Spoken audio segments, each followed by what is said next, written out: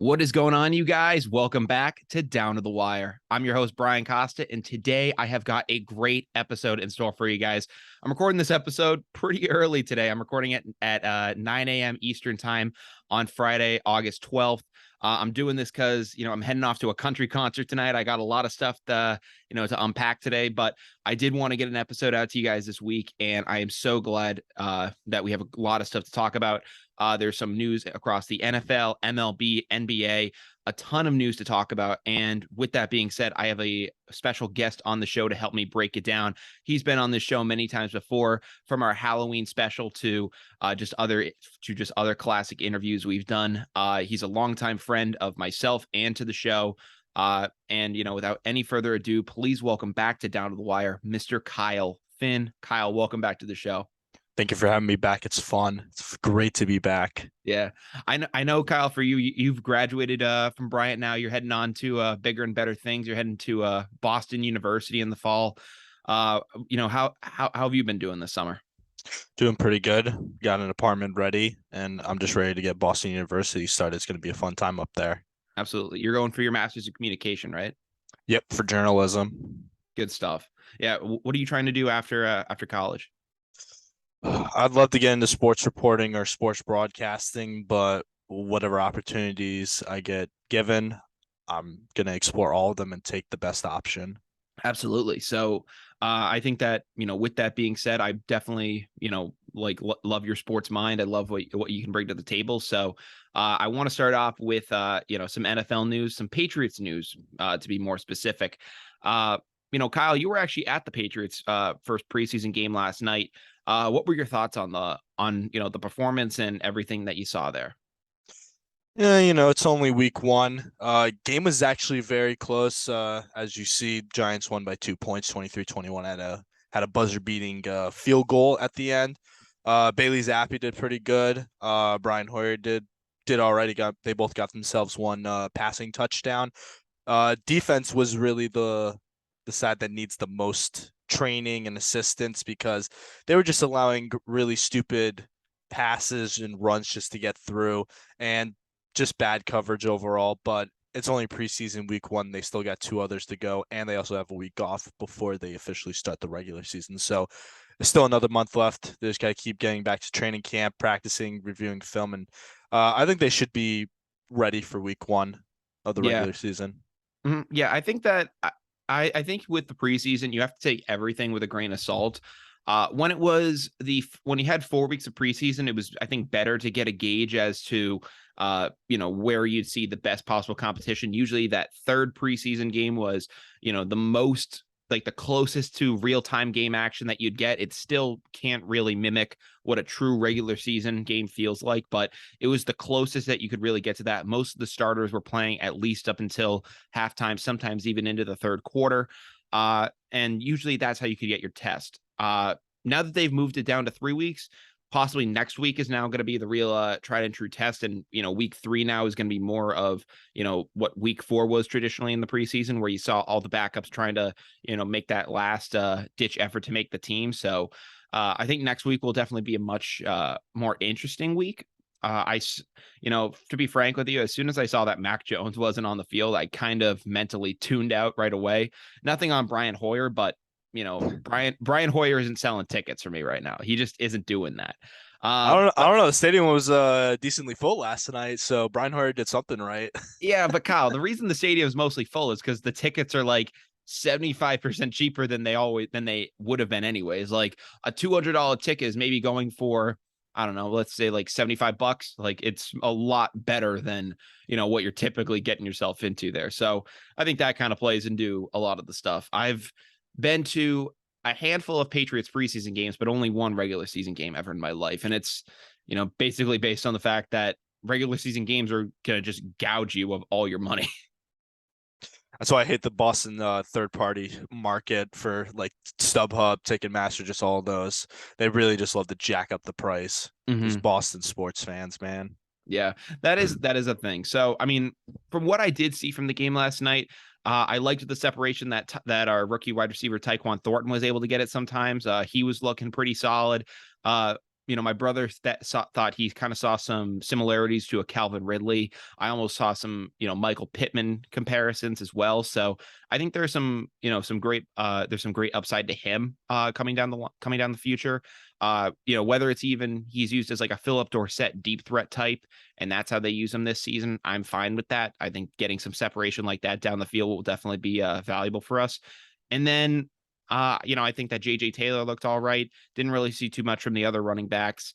But then, on the defensive side, I agree with you. One thing that was interesting to me was getting to see Malcolm Butler again. It had been a while since I had seen him on the field. So, obviously Malcolm Butler, for, those of you who were unaware, came out of retirement to rejoin the Patriots in a move that I never thought we would ever see Malcolm Butler in a Patriots jersey again, especially after the way Super Bowl 52 went and, he was benched for that game. I never thought we would see Malcolm Butler in a Pats jersey again. Yeah, and it feels even more weird that he has a different number on. And he actually had a fumble recovery last night, which was pretty fun to see. He was getting all lit with his teammates on the sideline, and it was just good to see him having a fun time. Just getting back to those old Patriot vibes, and it's like it was really special during those years of 2017, 2018, 2015, 2016, just those years that he was there. And hopefully he can contribute a lot to the Patriots because I think they need that veteran kind of guy to lead on defense. Yeah, I think that it's going to be a strong ask for him, but I think that if used in certain situations, I mean, you don't want him going one-on-one with the fastest receiver on the field. He's going to get burnt. Like, that's just the fact of the matter. But if you put him on maybe some slot guys inside that maybe aren't as fast, he has, the physical size to, I think, match up really well in certain situations. But unfortunately, while there were a ton of things to talk about for the Patriots preseason, there was another headline about the Patriots that, unfortunately, did come true yesterday, and is that Patriots longtime running back James White has officially announced his retirement from the NFL after 8 seasons.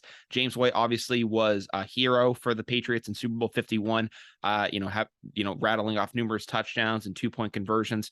I think a performance about him that is also missed is his outing in Super Bowl 52. He was great in that game as well, and really was just a core piece for the second half of the Patriots dynasty of the 2000s. Like, he was so integral to all of that. And I remember when James White came in the league out of Wisconsin, I didn't really think much of him at the time. I thought maybe he could be a good guy to get into the mix every now and then. Belichick obviously sat him down for a year, and then that next year he really kind of got at it and was very active. Yeah, James White has been a part of this Patriots organization for a long time. As you mentioned, Super Bowl 52, yeah. His performance really doesn't get talked about enough, unfortunately, but it's because they lost at the end of the day. But yeah, he will forever be known as a legend in Patriots' eyes, just for simply just winning this, getting the ball and winning this Super Bowl 51, which was amazing to see. I went through his social media yesterday, and all of his teammates have such great appreciation for him, posting such nice comments on his Instagram posts, on his story. So that was just great to see. I'm really gonna miss him. Yeah, I think that I'm trying to think of really someone who could compare to a James White type. I don't think Corey Dillon is exactly that type of person, but there are a bunch of early Patriots running backs which at certain times in the Patriots dynasty were a real struggle for them. I mean, even when they had some stability with guys like Shane Vereen and Stephen Fumble Ridley, I mean, there was always some issues there. So I think that James White for a long time provided a lot of stability for this team, which was great. Then in 2021, he suffers a hip injury, which, evidently proves to be the end of his career. Up until then, he was a very, active and contributing piece to this team. And it's unfortunate that injuries did have to, take him out of the game at this point. But that is usually the cost that you pay of being an NFL running back. Yeah, when you're an NFL running back, your peak is not as high. I mean, we've talked about beforehand, and I've just heard on sports shows, like they always make comparisons to like Ezekiel Elliott, like how long does he have? when he was dominant back in like 2016, 2017, 2018, just how long he would be that kind of dominant person. Same with Christian McCaffrey. Didn't really get a chance to really have that with Saquon Barkley just because he gets injured so often. That's really also something sad to see too. Like it was good seeing Saquon out on the field last night, just getting a few reps in, but he was only there for just that first drive. But hopefully Saquon can really stay healthy. I wanted to continue to have such a great career because he is a fun guy to watch. He brings a lot of energy to the Giants team, and I know he's not on the same level as James White, but he is very helpful. And I think he can really provide some positive energy to this Giants organization because they do have a tough year ahead of them. Yeah, I think the Giants definitely do have a tougher year going forward, but obviously Saquon Barkley is a superstar athlete, and James White was more of, kind of the right fit for the team. I don't know if James White would, work with every other team that he went to, but he worked with the Patriots. And for what it's worth, that speaks volumes because not every great player can come to the Patriots and work with them. I mean, I know Reggie Wayne at the end tried to come to the Patriots and see what he could do there, and just did not like the culture. Said that he wanted to have fun, and could not do that in New England. Same thing with guys like Darrelle Revis, who even had success here, but said that he just could not enjoy it. James White, for all I could see, enjoyed his time in New England. I mean, there could have been some animosity at times, maybe some talks about him going down to Tampa Bay and joining up with Tom Brady, but for the most part, he was the definition of a do your job player. And, he really stuck to that motto from Bill Belichick. Yeah, it's all about filling in the correct puzzle pieces to an offense and just having that team chemistry. If you have those two things, the the the roof to winning games is endless. Yeah. So, obviously with James White now gone, there's a massive hole in that Patriots backfield. It was one that was, even felt last year for this team, but they were able to fill it in with, with the duo of Damian Harris and Ramondre Stevenson. With White now out of that backfield, though, what do you see the Patriots do going forward? Well, just even looking at last night's game, there wasn't really much rushing going on. I mean, there was 18 carries, only 52 yards, with Pierre Strong doing most of the running and carrying, though. But it's going to be pretty interesting. It was mostly a kind of passing kind of game last night. Wilkerson, as you had mentioned, Nixon, Lil Jordan Humphrey. I always like watching him, and his name is just so fun to say. It was good seeing him get a touchdown last night, but it's going to be interesting. It's going to unfortunately be more of a passing year. It's really going to be. We're going to have to wait and see when we get into the regular season how things unfold. But we saw how Mac Jones was pretty accurate last year. There was, I think, a record he broke where he had like over 70% completion over like certain amount of games. Like, so Mac's a very reliable thrower. I mean, he may not throw it down the field far though, but he gets you those catches and you can push down the field pretty quickly if you stay consistent. So they may be lacking in one area, but they make up for it in another area. So they Yeah, I just think need to that's they need to continue to diversify both areas. Yeah, that's definitely a big plus for this team. I would agree with you. My brother has been talking to me a lot about Pierre Strong, the South Dakota product. Um, he seems to look pretty solid. I think that, I think he thinks that he could fill in very well in that James White role. So I think, having someone that could take over for James White and get those similar carries would be really valuable for us. Obviously, no one's gonna be able to replace James White, completely. Not talent wise, but intangibles wise. So I wonder if the Patriots will keep James White around, maybe as a coach, maybe as someone to mentor a guy like Pierre Strong and get him up to speed. I wouldn't mind that at all, but definitely will be definitely, James White will be missed this year, but I do like what the Patriots have going forward on offense. I think that the addition of Tyquan Thornton through the draft, Devontae Parker, who we traded for, is looking like a possible wide receiver one coming out of camp. We got some great options going forward. Yeah, I agree with you, but hopefully next preseason game against, I believe it's Carolina, we see more of a run. We see more running and more handoffs, just so they can get more reps and just get themselves more prepared for the season. Because especially week one when they had to go down to Miami, like they know they struggle in Miami, so it's important to take advantage and win the first game to get off on that right foot. Hmm. Yeah, something I worry about with some of these players as they get ready for the regular season. Obviously, one thing that's been talked about is these like new skull caps that certain players like tight ends and linemen have been wearing. What I'm worried about that is if that's going to possibly cause some injuries for guys heading into the season. Uh, when you give these guys this extra protection, it's going to give them a false sense of security, and some people have already feared that that could lead to guys leading with their heads, and start to develop a habit of that, which will inevitably increase the amount of concussions that we see going forward. Is that something that you're thinking about? Yeah, mostly concussions. Though, but you also have to think now NFL is going to be looking more at those kinds of penalties. So could potentially see some ejections depending on the nature of how the hit is laid out. But yeah, I think it's also kind of bad because I have seen some kind of dirty hits. I mean, I've also seen that from some of the preseason brawls that we've had early on. I remember the Bills had one because someone laid a pretty big hit on Josh Allen trying to run into the end zone, and he didn't really take too kindly to it. And I think Pittsburgh also had a brawl that, yeah, there's some of these teams are really getting into it with their own teammates though. But I think it helps build character. But they need to be careful though and not hurt their own teammates because they're only hurting themselves at the end of the day. Yeah. Speaking of hurting your own teammates, we're gonna, end up jumping over to MLB news and talking about Chris Sale and his injury. But first, I want to I want to take this time to, shout out Down to the Wire and just say, in case you guys aren't following it yet, we are available everywhere you guys can stream podcasts, whether that be on Spotify, Apple Podcasts, Google Podcast, and more.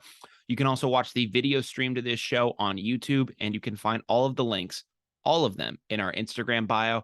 And our Instagram is at down.to-the-wire. Again, at down.to-the-wire on the IG.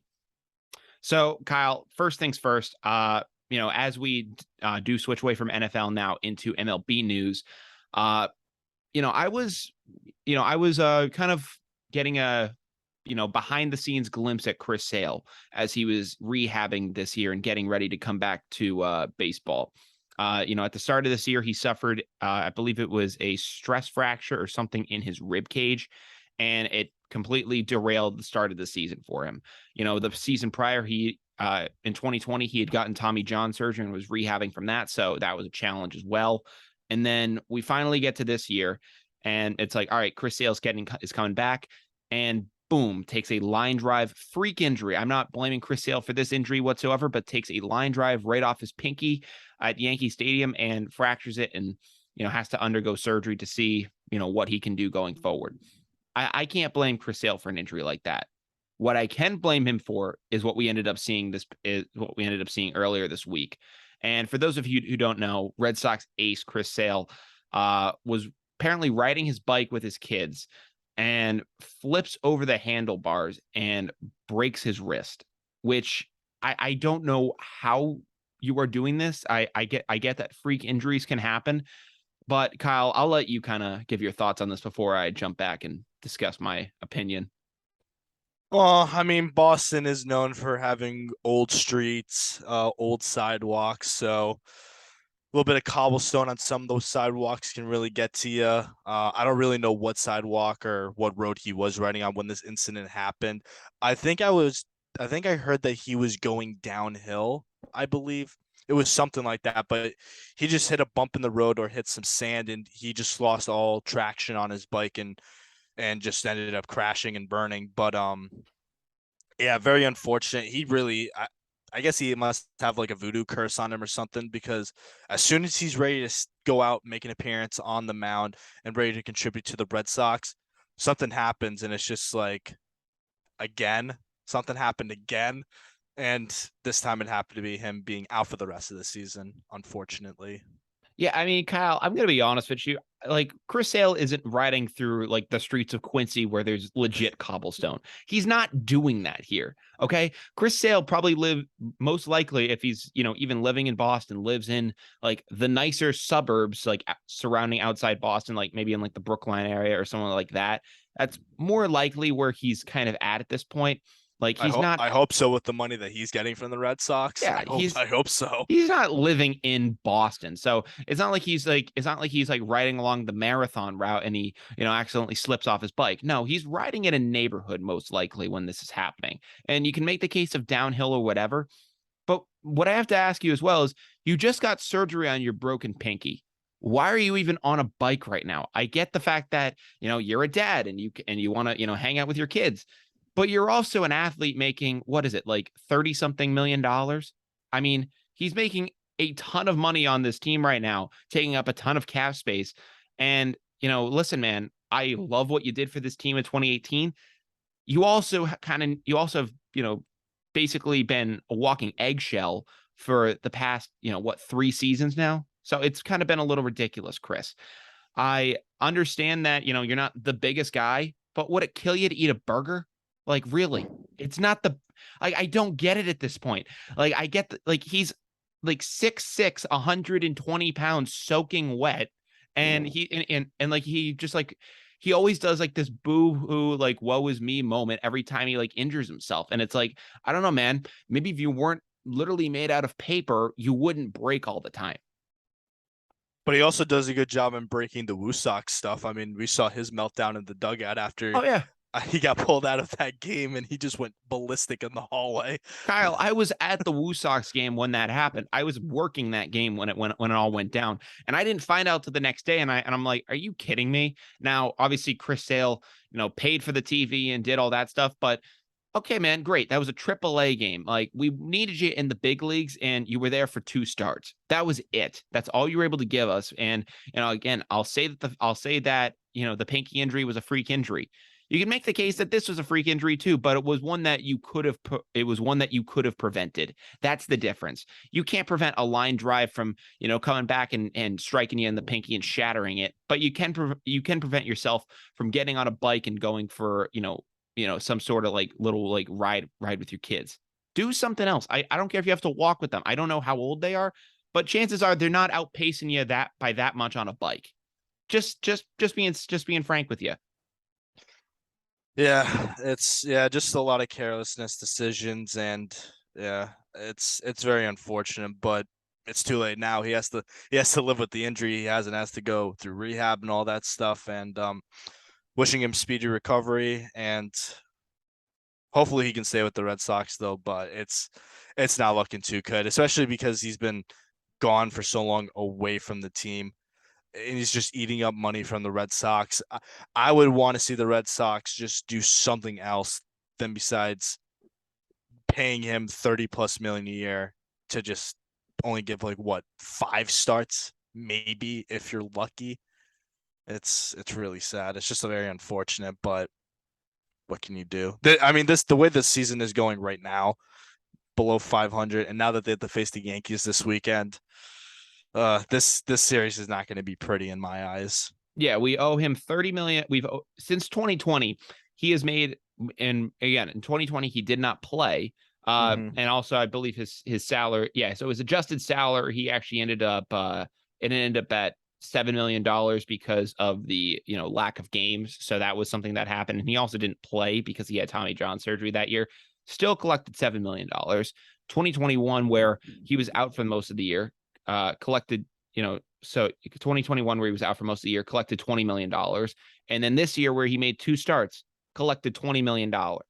So he's made $47 million for maybe less than 10 starts. That's robbery. That is robbery. Like that is actual robbery. And we're paying this guy technically still until 2025, until he's 36 years old. And I'm just going to be honest here. You don't typically get, you don't typically get more durable as you get older. That's not, usually the track record you see here. So we're paying Chris Sale till he's 36. He's 33 right now. I don't see where he's going to get, any better going forward. Now, maybe he's able to put on a couple pounds, rehab right. And, if you keep him in bubble wrap, he could go out there and give you the starts that you want every 5 days. But that's if, Chris Sale is even going to do that. He's had some of the weirdest injuries I've ever seen. Even when he was competing and doing well for us, he had ridiculous injuries. I remember back in 2018, I don't know if he got scratched from a start, but he was at least listed as questionable for a start because he had an infection from a belly button ring. I mean, I don't like this man has some of the weirdest injuries that I think I've ever seen. It's similar to like I think when like Sammy Sosa pulled his back out from sneezing. Like it's some of the weirdest stuff that you'll ever see. Yeah, we the Red Sox got to do something about this because this really is ridiculous. Those $47 million could have been put towards something useful. A player that could be on the field right now, putting up some probably decent numbers that could help us at least move in the right direction or add another decent starter to the rotation or just a few guys to the bullpen, maybe just something other than Chris Sale getting paid 47 million just to only get 10 starts in 4 years at most.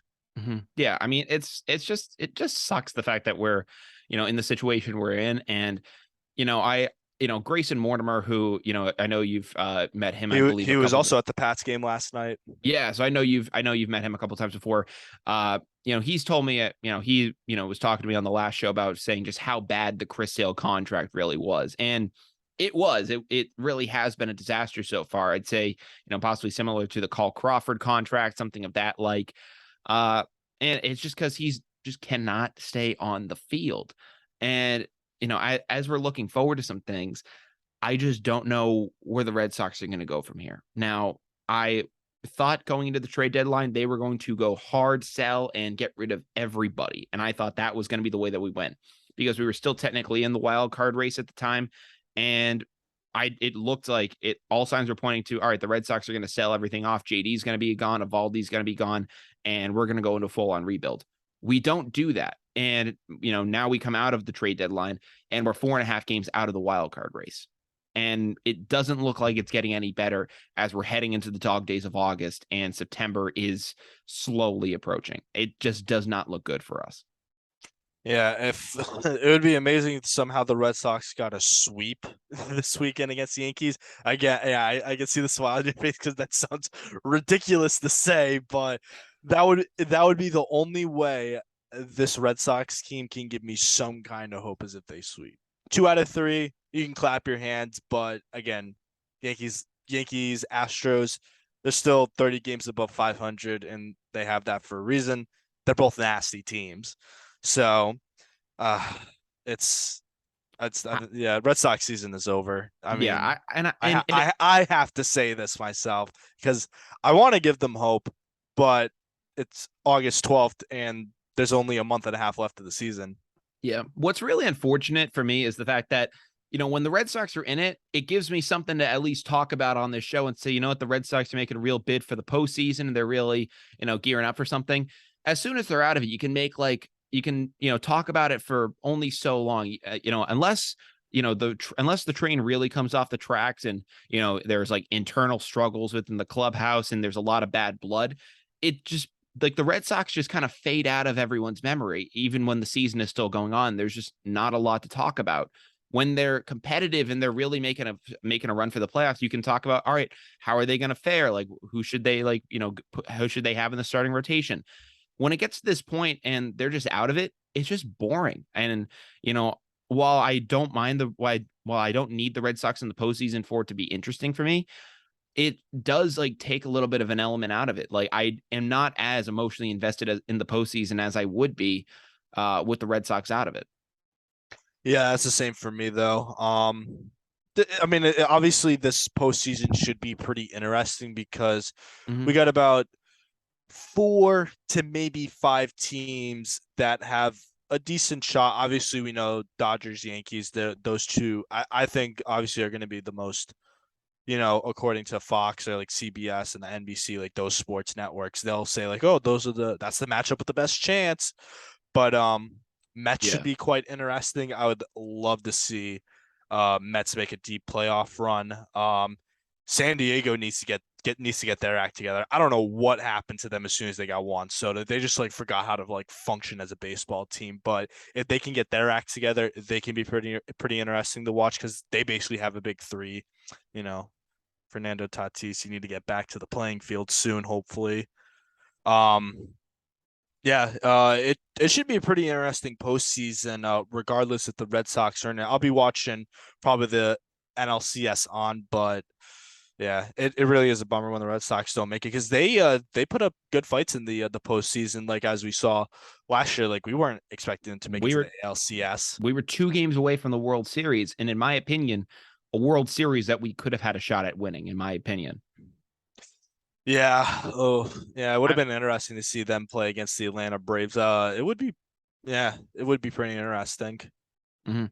I mean, unfortunately, we won't get to see how that ever plays out because they did fall short, and this season, I don't even think we're gonna have the privilege of being able to fall short, which does suck. But uh, as we look ahead, I mean, obviously the Chris Sale contract has been a mess, but as we look forward with this team, I'm very nervous as to what we're going to do with some of our younger players going forward. Xander Bogaerts, Rafael Devers, guys that I thought, when we got rid of Mookie Betts would be, all right, yeah, we're going to trade away Mookie Betts so that way we can sign Xander Bogaerts and Rafi Devers and have them be the cornerstones for this franchise and help us turn the page into the next decade. That's what I thought we were doing by getting rid of Mookie Betts. Evidently, we did. We might do the exact opposite of that, where we get rid of Mookie Betts, and then we also say, yeah, we don't see the value in Xander Bogaerts. We're going to let him walk, and then Rafi Devers, yeah, we don't really see you as too valuable either. We're actually going to trade you, and we're just going to plug and place all these players and become the Tampa Bay Rays. And that's what bugs me about this team. I saw the Red Sox at one point were interested in Brett Phillips, the Tampa Bay Ray hero, after he got released from the Rays. I don't want Brett Phillips on this team. I think he's a great guy. I don't have any issue with him, but one, he's hitting below the Mendoza line, which isn't a great ad for your team. And two, I don't necessarily need these type of players on the team. I want guys that can actually go out there and play and be superstars and like legit make your team a better product. I don't want to help. I don't want us to get wins through statistics and probabilities and getting and doing stuff like that. I want us to win because we have the best talent on the field. And at the end of the day, that usually is what, factors out at the end. Yeah, I mean, we saw that in 2018. I mean, like when we watched them, like they won over 100 games. They very handedly gave a gentleman's sweep to the Dodgers in the World Series. Like, and that was just overall dominant. Like Yeah. we're just not seeing that again. But that was also just a very special team, and they put a lot of money and risk into that. And granted, they did win a World Series though, but we got to look to the future, and the future is it's a little bit of a head scratcher because they could go in different directions, but we need to wait and see what the GM's front office does. Mm-hmm. Yeah, and I mean, obviously that's going to be all up in the air, but it does definitely feel like a long time ago since 2018. Not necessarily in terms of the years. I mean, I could, look back on 2018 and be like, oh, that was 4 years ago. But when you look at the way the Red Sox have changed their strategy, it seems like night and day. So that's the thing for me. But I think that concludes what we have in MLB news for us, Kyle. I do want to jump over to the end of the NBA before we do wrap things up today. And with that being said, we also found out some pretty historic news today as the NBA announced that they will, for the first time, retire a jersey across the entire league. And that jersey is none other than the late great Bill Russell's number 6. Obviously, Bill Russell was a champion of, literally the definition of the word champion, 11-time champion with the Boston Celtics. Did that and was also a great humanitarian, did a lot of civil rights work, was just a great guy. And for what I can see, had a great relationship with current Celtics players up until the day he died. When he did pass away, like I think two or so weeks ago, current Celtics players like Jaylen Brown and Jason Tatum were talking about the impact that Bill Russell had on them. And that's crazy because they are my age and Bill Russell played in the 60s. So the fact that a guy that played that long ago is still able to influence them is crazy to me. I could understand where Michael Jordan or Scottie Pippen or guys of that era or Kobe Bryant can impact those guys because that's who they grew up watching. They didn't grow up watching Bill Russell, but he still had an impact on them, which is tremendous. Yeah, because I've also seen like Bill Russell still go to some of the games. He still goes to, the facilities and goes and has talks with these players and stuff. Obviously, it's different for Michael Jordan, like because obviously he owns the Charlotte The now, but so it's not Yeah. like he can just go to the Bulls and just be like, "Hey, I'm gonna give you this motivational speech," even though I'm on the other team. I own the other team, but yeah, it's important to have a big figure like that, especially for how deep the Celtics history is. Like there's so many players you could choose to, be the face of the Celtics. Like obviously Larry Bird, someone that always gets talked about as a Celtics legend. Um Paul Pierce, one of the more recent ones who's just been so dedicated to the team. But I'm very happy that Bill Russell is getting the respect that he deserves in the right way of just no one's allowed to wear his number ever again after those who have been grandfathered into wearing number six can no longer wear six again and once they're retired. Yeah, it's pretty much the same way that Jackie Robinson's number 42 was retired across Major League Baseball. It was retired back in 1997.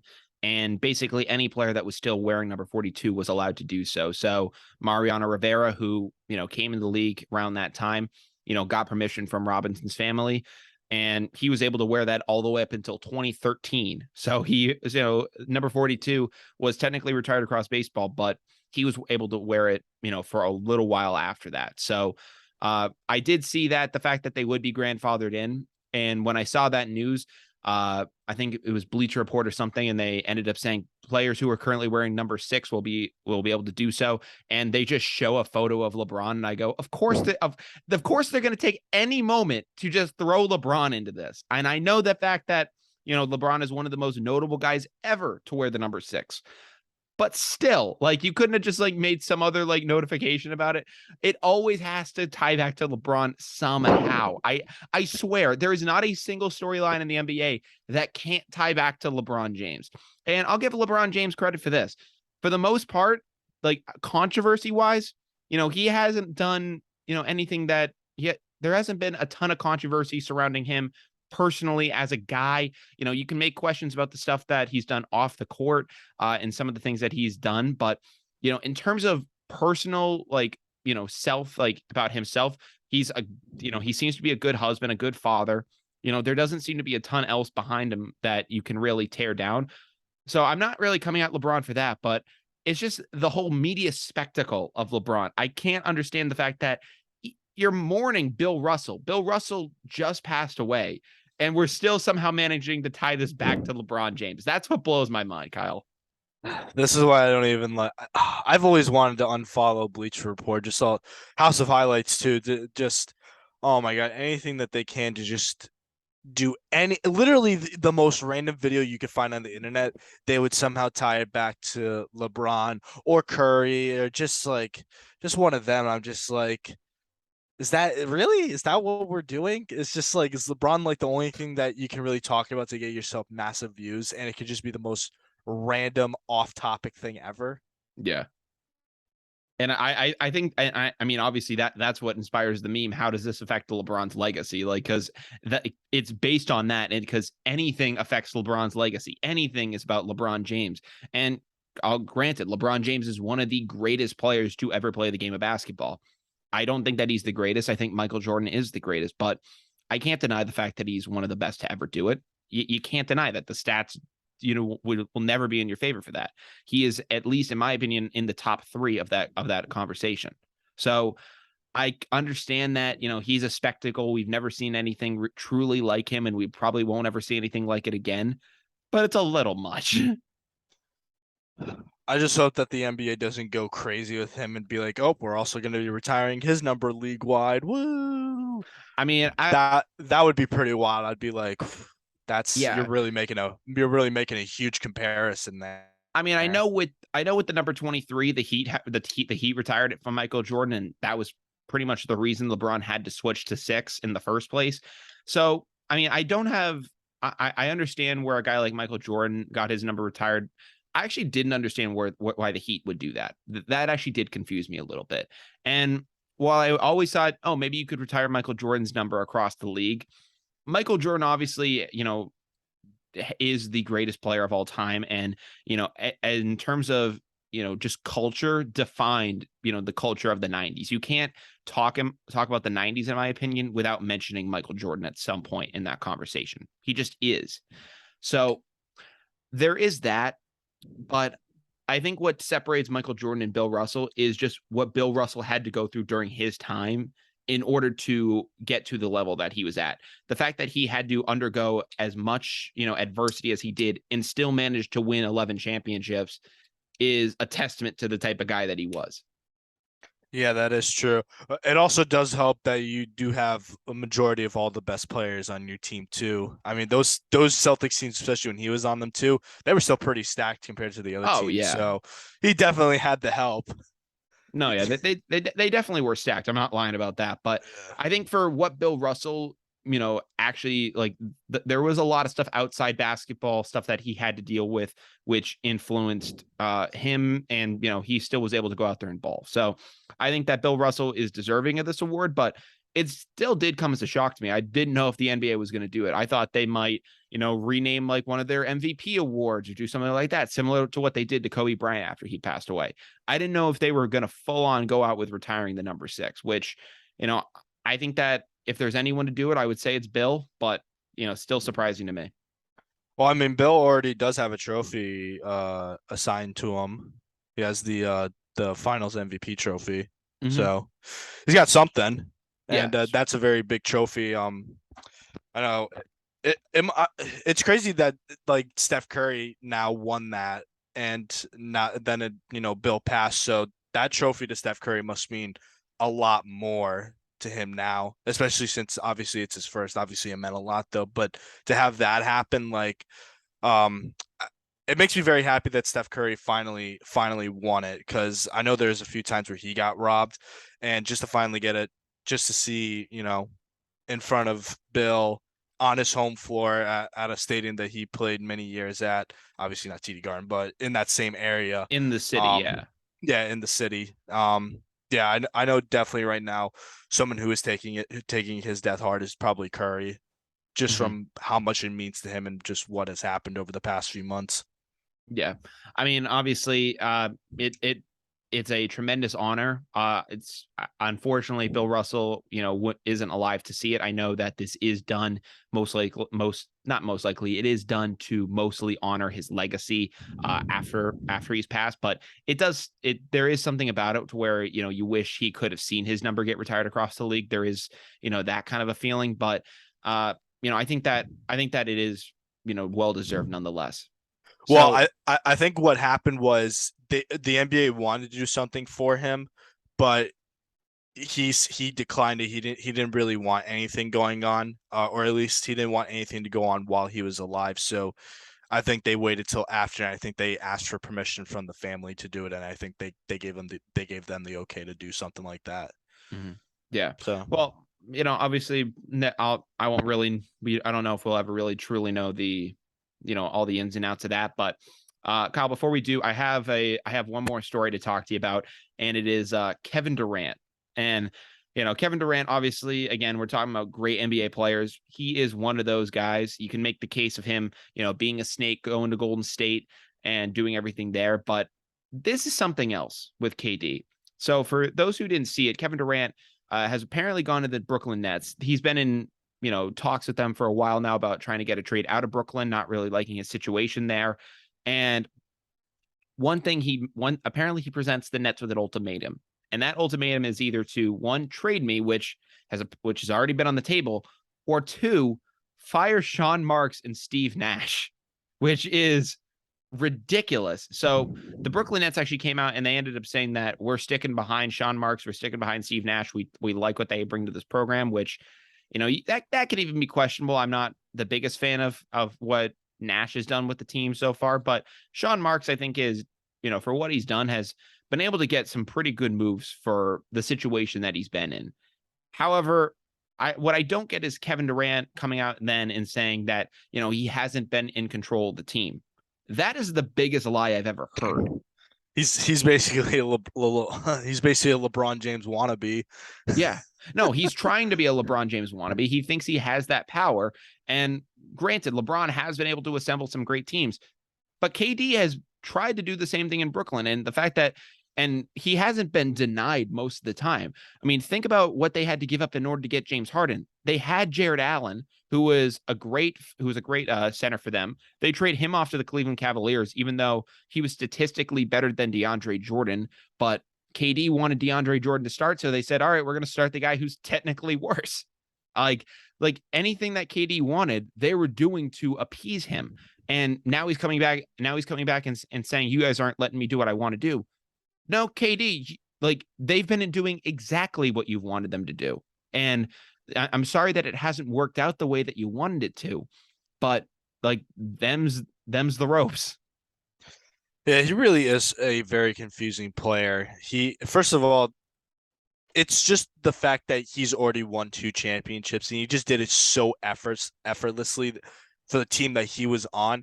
It's just like it's so mind washed into his brain that if he goes to another team and basically does the same thing, like you bring James Harden, you know all these like all-star players, like he thinks that they just automatically can just make everything work together and they just like be a super dynasty. Like it's much deeper than that.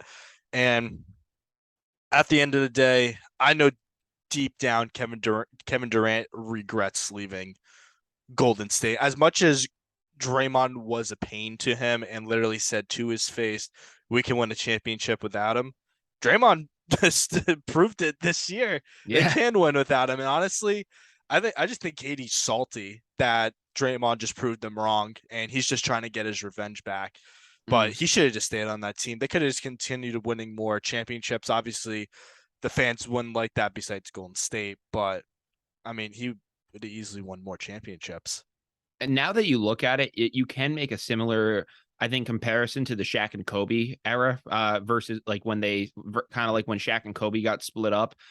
People were saying, "Oh my God, how many championships could they have won? Could they have won 8 championships? Because they were that dominant when they were playing." No, Kyle, seriously, No, like no, I am serious. I know. when they were like as dominant as they were you could not stop Shaq and Kobe when they were coming at you. Like it was impossible to stop. Obviously, the Detroit Pistons in '04 were able to do a pretty good job of that when the Lakers had the super team, including Karl Malone and Gary Payton. But you know, they were pretty unstoppable for a long period of time.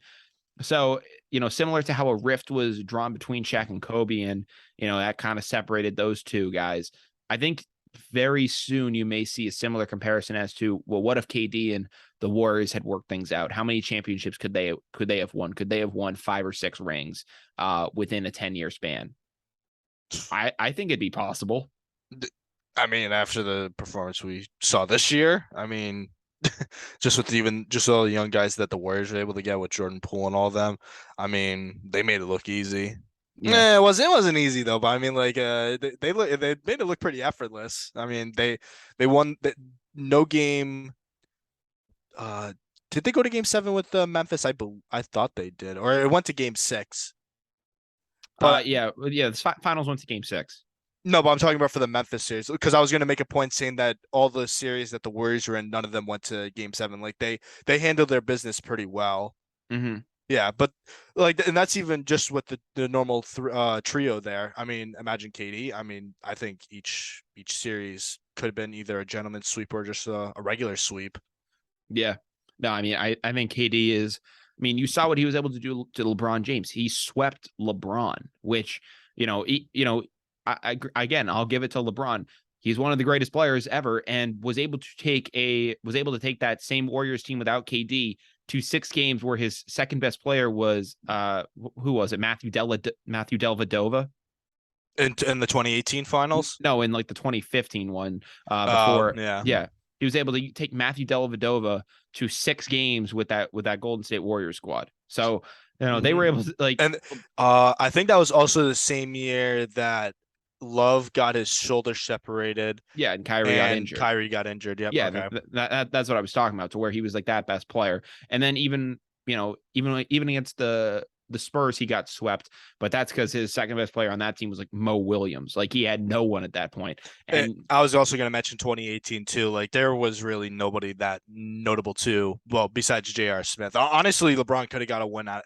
I don't. That's going to be a big what if though in history. Like what happens if J.R. doesn't have that blunder in 2018? Because I think they could have won that game one, and that could have maybe could have went set the game tone. seven. Yeah, it could have. It would have made it very interesting. Game seven, that could have been an all-time great series too. But Jr. Poor Who decision knows? making. No, exactly. So I think that, I think that KD will have to figure out what he's going to do. I mean, if the Celtics actually make a bid for him, do you want him on the Celtics? Well, I don't really care what goes on about the Celtics. I'm not a Celtics fan, but it would be quite interesting. I just don't really know how everything would come together because you're gonna have Jason Tatum right now is probably like the best player. Well, it's disputed now He's the that best player. He's the best player on the team.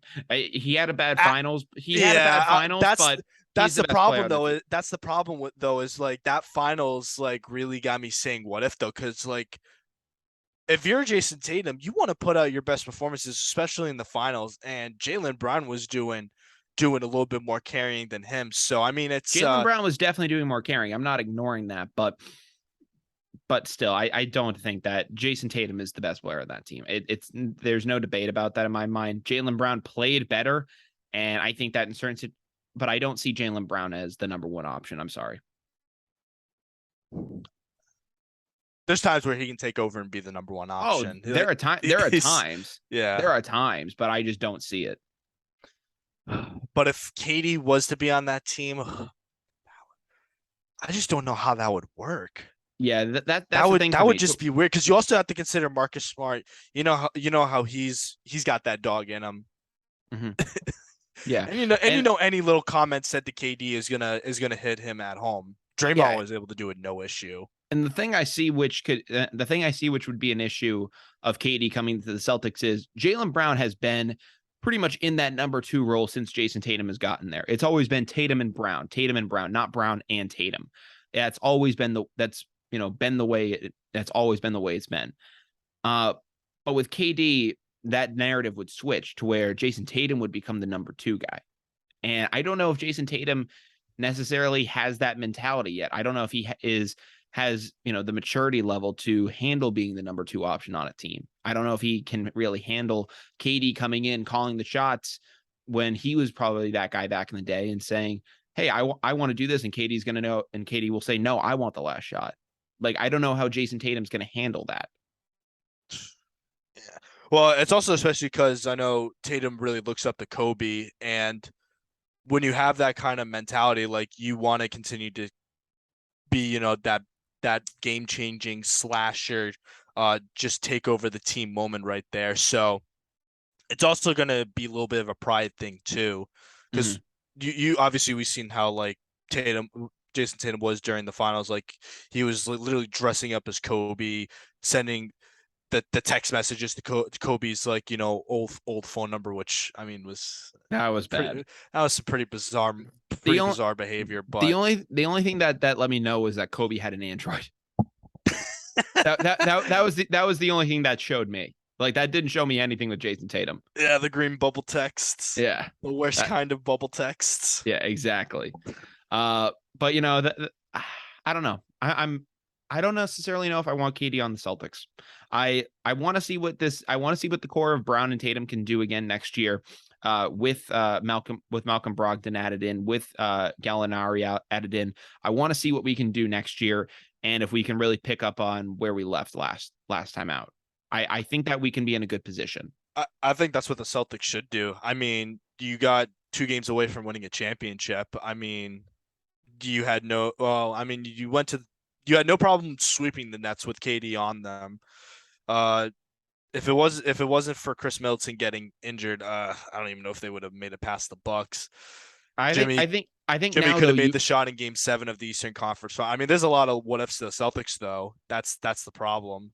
But that's the deal with any team. Any team you're going to need luck at some point to go win a championship. Even the best teams need something to go their way luck wise. That is the thing.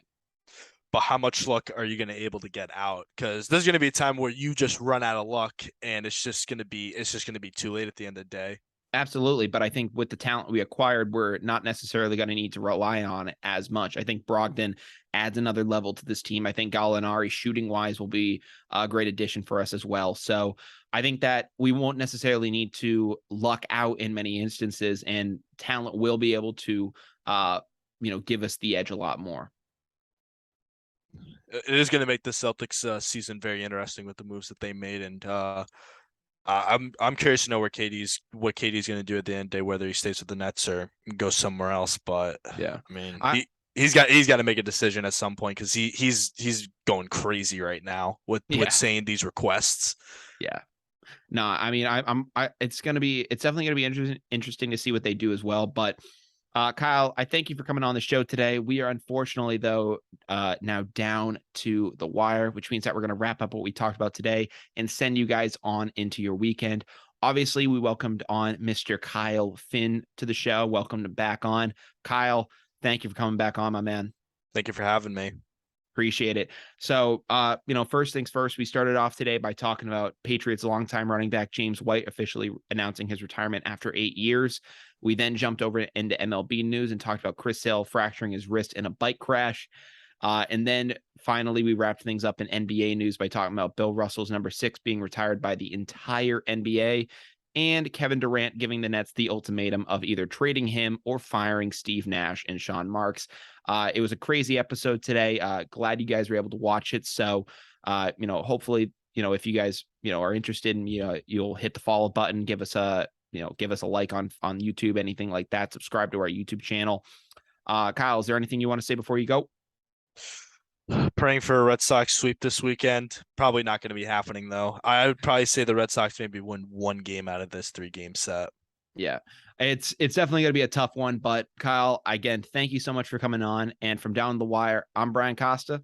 And I'm Kyle Finn. And we hope you guys have a great day. Take care and peace out.